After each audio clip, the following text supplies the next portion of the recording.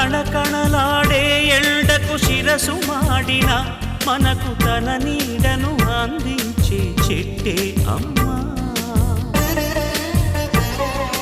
చారెడు నీళ్ళైన తాను దాచుకోక జగతికి సర్వస్వం అర్పించే మబ్బే అమ్మా. ఆ అమ్మలనే మించిన మా